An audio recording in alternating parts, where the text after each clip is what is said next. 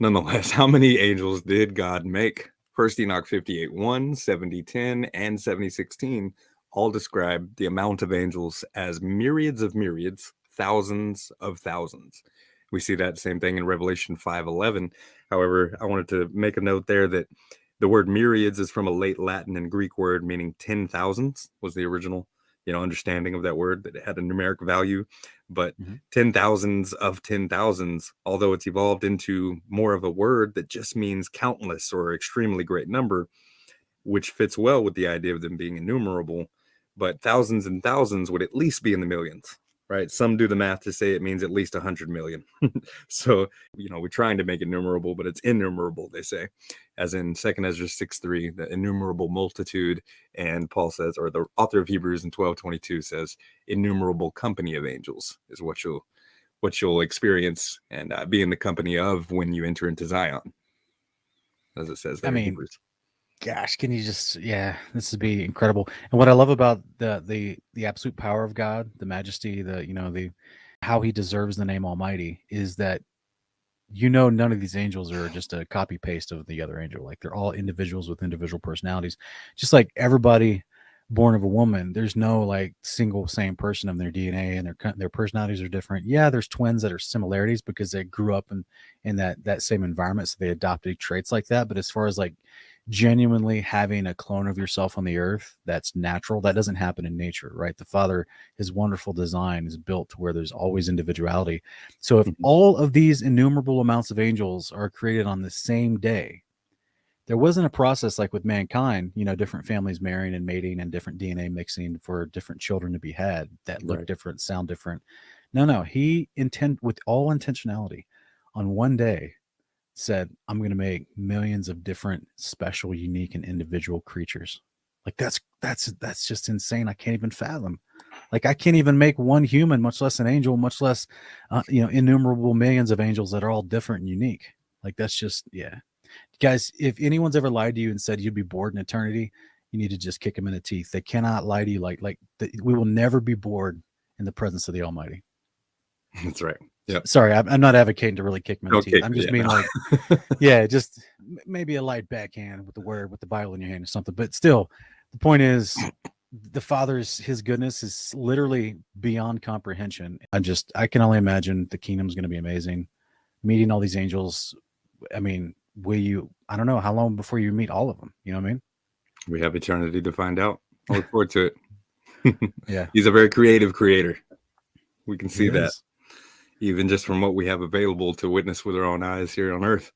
But there's more to it, right? There's layers of heavens. There's 7 worlds up there full of these creatures. That's right. We've covered now how many did he make. We can't even number it because they're innumerable. But That's what do right. they look like? I find it fascinating to check out the descriptions that we have in scripture of what these guys appear to be. And Enoch 71 says, afterwards my spirit was concealed, right? Translated into the heavens. He ascended into the heavens and he beheld the holy sons of God treading on flaming fire, whose garments and robes were white and whose countenances were transparent as crystal. This won't be the only time that we see their countenance, their figures, their what you can see of them compared to a precious stone of sorts. I like that they look like transparent crystal. That paints a vivid picture for me. Yeah, especially if they're made of water, right? I mean, like that. That's yeah. I can see that. Daniel 10:5-6. I lifted my eyes and looked, and behold, there was a certain man dressed in linen, whose waist was girded with a belt of pure gold of Uphaz. His body was also like beryl. His face had the appearance of lightning. His eyes were like flaming torches. His arms and feet like the gleam of polished bronze. And the sound of his words like the sound of a tumult. Very good. So I know these guys have been pictured blue, but crystal, beryl. These are 2 stones. We'll see a different kind of stone here in a second, but these are stones that come in multiple colors, right? It's Yep. not even sapphire. We don't see just in blue. It comes in a variety, a rainbow of them, if you will. Yes, that's right. Yeah, all colors comes in sapphire. It's amazing. It's beautiful. But yeah, this is definitely just saying like this dude's blinging. Like his whole appearance definitely is why you would consider him a holy one. You know what I mean? Like they would say, oh, he's the gods because he looks like he's probably exuding light from multiple different places, and as it's exuding, it has a different feel to it, a different look to it. His pinky ring has to be worth about 50, right? Because every time he comes That's around right. your city, bling bling. That's what he That's does. right. And they always have the sound of, the always voice is like, this is like Yahweh's described it in Isaiah as well, with the voice of rushing waters. Like we also just read that in the Psalm, I think, Psalm 160. Mm-hmm. So it's interesting that the angels also described like that as well. It is indeed. So again, if they're made of water, if a spiritual ontology, like the nature of a spiritual body, is composed of water, and we probably should do a whole um, episode on water in the future, but apparently it's like super complex material, and scientists still can't even figure out truly what is water and why it has so many capabilities. Right. You hear a lot of crazy things about it. Like it has memory, and we know it finds its level, right? One of the proofs that the earth is not a spinning ball. Things like that. But yeah, I'd be interested to hear more ideas on that, to do an episode like that in the future. Yeah, a lot of fun stuff there. Apocalypse of Abraham, chapter 11, 1-5 says, "And I rose up and saw him who had grasped me by the right hand and set me upon my feet. And the appearance of his body was like sapphire, and the look of his countenance like chrysolite, and the hair of his head like snow, and the turban on his head like the appearance of the rainbow. And the clothing of his garments like purple, and a golden scepter was in his right hand. And he said to me, Abraham, and I said, Here I am, your servant. And he said, Let not my appearance frighten you, nor my speech, that your soul be not troubled." So that speech, right, it's the tumult. He's like, That's right. Don't let me scare you. I know it's big and deep and reverberates through the water molecules of your of your being, but don't even let the appearance frighten him. It'd be hard to be scared of rainbow heads and like chrysolite and sapphire. I would just be amazed. But apparently these guys drop to their knees and empty their bowels sometimes, right? When they see these guys. And the angel's like, "You so stinky," but I give the message anyway. Yeah. See, apparently this was the first Groban right here, Abraham.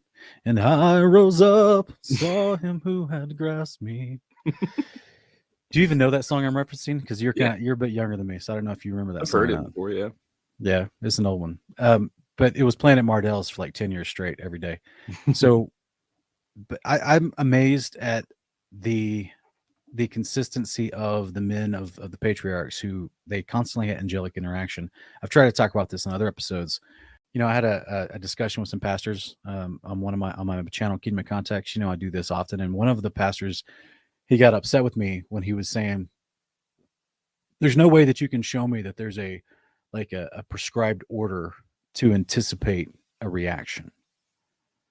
And I'm sitting there going, "Well, what's the point of God telling us anything? Like telling us to behave, to obey, and then we'll be blessed. Like that's a prescribed order to anticipate a reaction." He says, if you disobey, you won't be blessed, you'll be cursed.